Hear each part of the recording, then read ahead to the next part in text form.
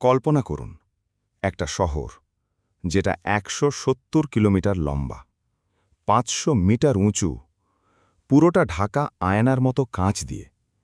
কোনো গাড়ি নেই, কোনো রাস্তা নেই, উড়ন্ত ট্যাক্সি, রোবট বাটলার, ৯০ লাখ মানুষ থাকবে এই একটা শহরে। এই স্বপ্ন দেখেছিল সৌদি আরব। এর নাম দ্য লাইন। $৫০ বিলিয়ন খরচ হয়ে গেছে।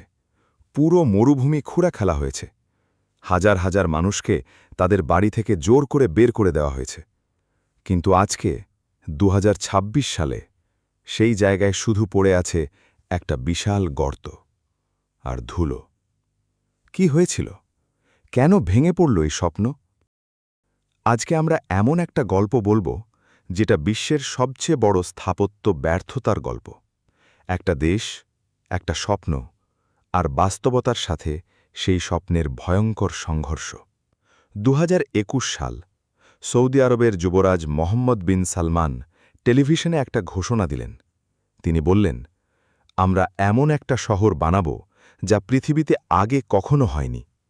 দ্য লাইন ১৭০ কিলোমিটার লম্বা, ২০০ মিটার চওড়া, ৫০০ মিটার উঁচু। সৌদি আরবের মরুভূমির বুকে একটা সরল রেখার মতো দাঁড়িয়ে থাকবে এই শহর। কোনো গাড়ি থাকবে না, কোনো রাস্তা থাকবে না। মাত্র ৫ মিনিটের হাঁটার দূরত্বে পাওয়া যাবে সব কিছু: স্কুল, হাসপাতাল, বাজার। উড়ন্ত ট্যাক্সি নিয়ে যাবে এক প্রান্ত থেকে আরেক প্রান্তে। পুরো শহরের বাইরেটা ঢাকা থাকবে আয়নার মতো কাঁচ দিয়ে। মহাকাশ থেকে দেখলে মনে হবে মরুভূমির বুকে একটা চকচকে তলোয়ার শুয়ে আছে। ৯০ লাখ মানুষ থাকবে। ১০০% নবায়নযোগ্য শক্তিতে চলবে। কোনো কার্বন নির্গমন নেই। সারা পৃথিবী অবাক হয়ে গেল। কিন্তু এই স্বপ্নের পেছনে একটা ছোট্ট সমস্যা ছিল। আসলে সমস্যাটা ছোট না, বিশাল। শুধু একটা উদাহরণ দিই। দ্য লাইনের বাইরে যে আয়নার কাঁচ লাগবে, সেটার পরিমাণ কত জানেন? বিশ্বের সবচেয়ে বড় আয়না ভবন এখন সৌদি আরবেই আছে। নাম মারায়া কনসার্ট হল। এটা বানাতে লেগেছিল ৯,৭৪০ বর্গমিটার কাঁচ। দ্য লাইনে লাগবে ১৭ কোটি বর্গমিটার কাঁচ, মানে মারায়ার চেয়ে ১৭,০০০ গুণ বেশি।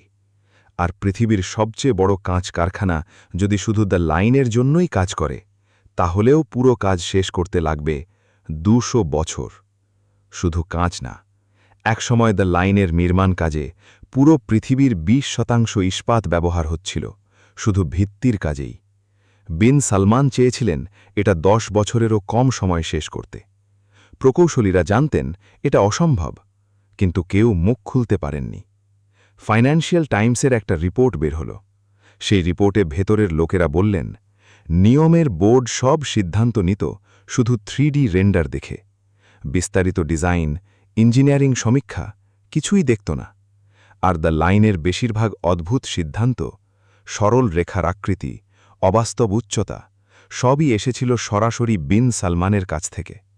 একটা অভ্যন্তরীণ হিসেব বলছে, দ্য লাইন সম্পূর্ণ করতে খরচ হবে $৮.৮ ট্রিলিয়ন, আর সময় লাগবে ২০৮০ সাল পর্যন্ত, মানে ৫৫ বছর। এবং এই অঙ্কটা সৌদি আরবের মোট জাতীয় আয়ের ৯ গুণ। তারপরও কাজ চলছিল, কারণ বিন সালমানের স্বপ্ন।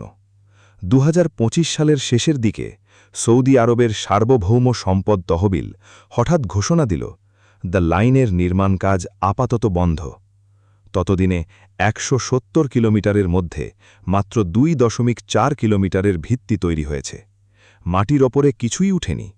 $৫০ বিলিয়ন, মানে প্রায় ৬ লাখ কোটি বাংলাদেশি টাকা খরচ হয়ে গেছে শুধু মাটি খোঁড়া, রাস্তা বানানো আর কিছু অবকাঠামোর পেছনে।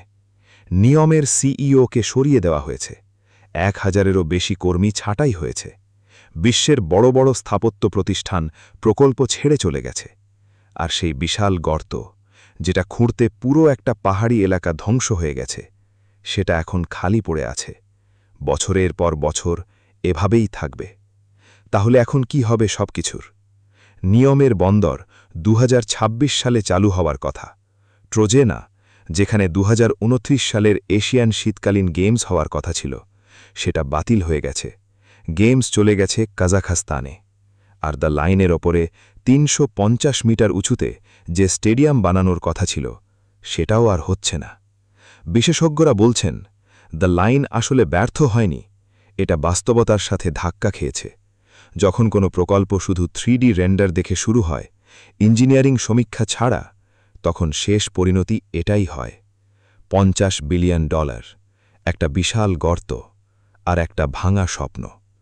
দ্য লাইন আমাদের শেখায়, যখন কোনো স্বপ্ন শুধু রেন্ডারে সুন্দর দেখায়, বাস্তবে নয়, তখন পরিণতি এটাই হয়। কমেন্টে বলুন, আপনার কি মনে হয় দ্য লাইন কোনোদিন তৈরি হবে, নাকি মরুভূমির বুকে এই গর্তই থাকবে চিরকাল? এরকম আরও চমকের ভিডিও পেতে এখনই সাবস্ক্রাইব করুন গণচক্করকে। দেখা হবে পরের ভিডিওতে।